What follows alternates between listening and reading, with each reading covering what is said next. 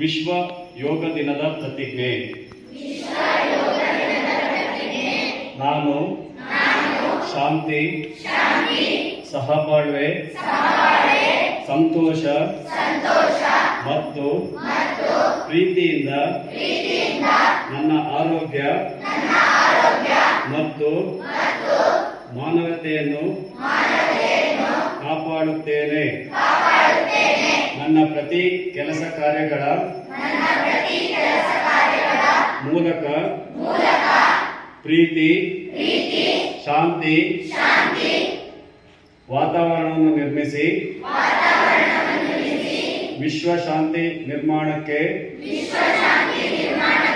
ಪ್ರಯತ್ನಿಸುತ್ತಾ ವಿಶ್ವ ಸೌಹಾರ್ದತೆ, ಶಾಂತಿ, ಸಹಬಾಳ್ವೆ, ಸದಾ ಒಗ್ಗಟ್ಟಿನಿಂದ ದುಡಿಯುತ್ತೇನೆ ಮತ್ತು ಪ್ರಾರ್ಥಿಸುತ್ತೇನೆ ಎಂದು ಸಂಕಲ್ಪ ಮಾಡುತ್ತೇನೆ.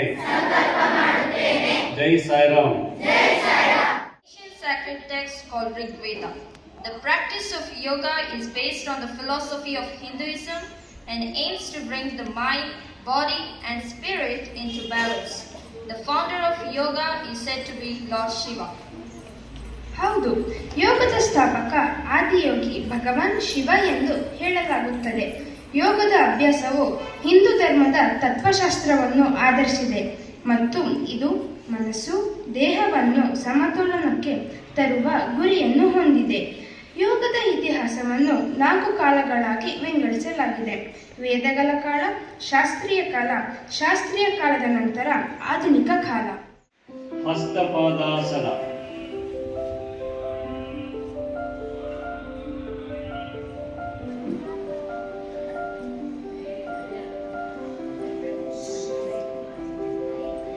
ಸರ್ವಾಂಗ ಫಲಿತಾಸನ.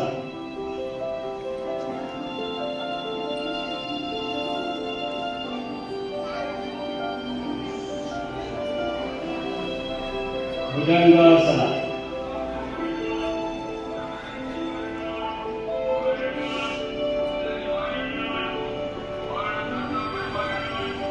ಬೋಧನಾಸನ.